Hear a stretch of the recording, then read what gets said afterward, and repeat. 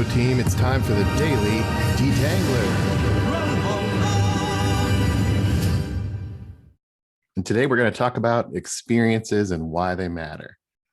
I thought I'd share a little bit about what I'm learning about experiences. As you know, it's experience stupid is our first principle.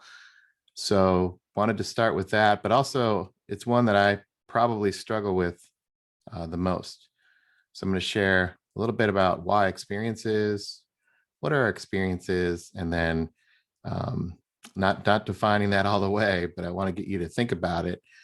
Maybe you can help me define what experiences are, and then ask you a question. When do you create experiences? So if you go to the experiences website, which I definitely encourage you to do, you'll hear Catalyst talk about why experience.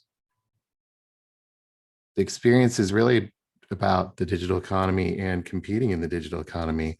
Companies today are creating experiences to differentiate themselves. We talk a lot about the different experiences that we see and the different experiences created in terms of platforms. But there are other ways and other things that happen to create experiences. Have you ever thought about that? For example, here you've got a birthday, this picture of a birthday. Is a birthday celebration an experience?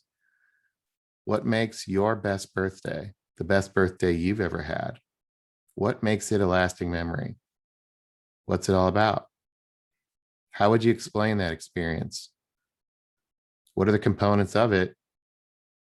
And why does it stand the test of time? Chances are your best birthday experiences happened when you were a kid, yet you still remember them today. At Growth Enablement, the idea of an execution agency is 100% about experience. In fact, if you look at our economic value and the way in which we would develop our story, it's about competing with experience. And our economic value is about the experiences we create. Experiences can be tangible and intangible.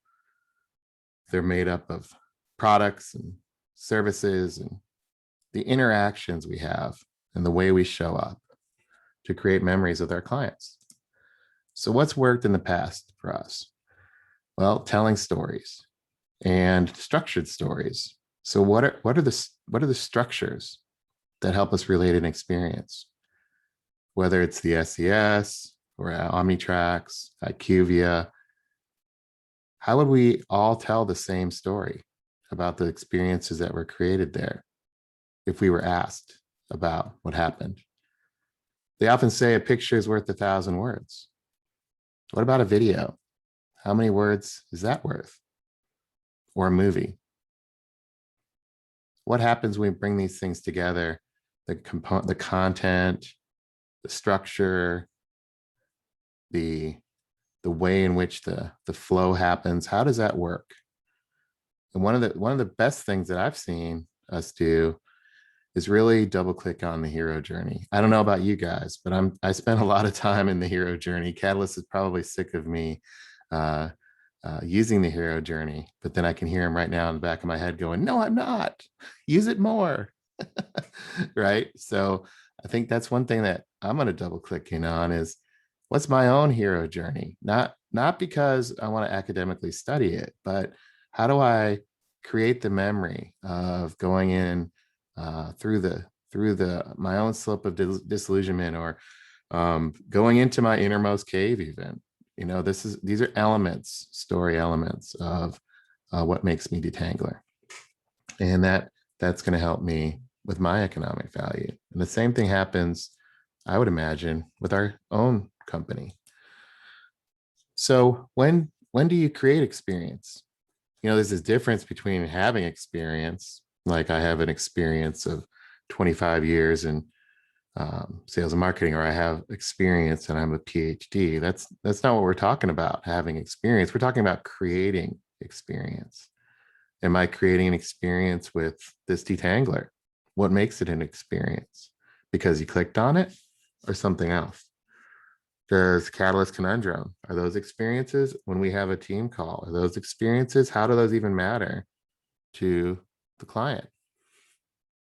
when we serve Catalyst, are we creating an experience for him?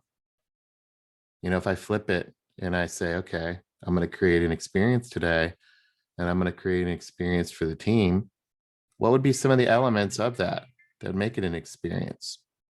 Well, it'd be something like, it's consistent, or it's unique and unexpected. I like that. When I think about an experience, and some of the best experiences I've had, they were a bit unexpected. And I put myself out there and I engaged, and something happened and it became a great experience. I'm reminded of the time that I took the pink Jeep tour in Sedona, Arizona. Totally unexpected. Just drove by it and there's a pink Jeep tour. I don't know if you guys have ever been there to Sedona, Arizona, but highly recommend it. It was a lot of fun. Still remember that. It was unique. Pink Jeeps in the desert. Unexpected. Didn't plan for it. It happened. And then when you look at experiences, one of the things that I see over and over again is the ability for the experience itself to create some sort of additive value. The first time I took Uber, I had to experience that, and wow, additive value. First time I used DoorDash, first time I used my Hilton app, they upgraded. I still remember that. I could go on and on with different inventories of experiences on apps, through human connection, through just being by myself. Can you have an experience by yourself? What makes it an experience? These are great things to think about, because our goal is to make experience concrete.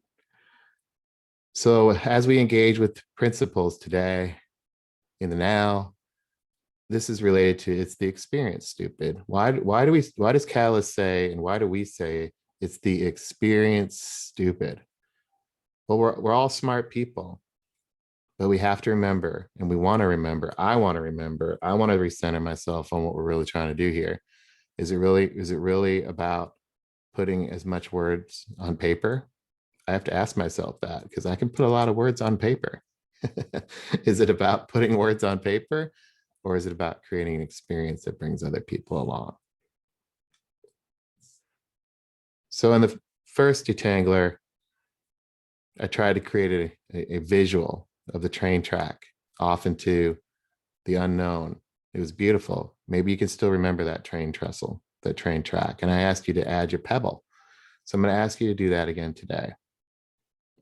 One pebble from each of us on what is an experience, and thinking about experience and making it a little bit more concrete helps us pave the way for our clients as they cross the bridge. And that's really, from my detangler lens, what it's really about for me, is the ability to cross the bridge.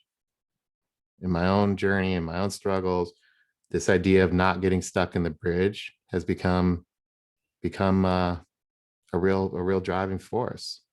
The best way to not get stuck on the bridge is to lay a pebble. So thanks for your time today. As always, go to dailydetangler.com. If you have an idea, thought, comment, fill out the dispatch form and let me know how I can help. All right, team, have a great day. See you tomorrow.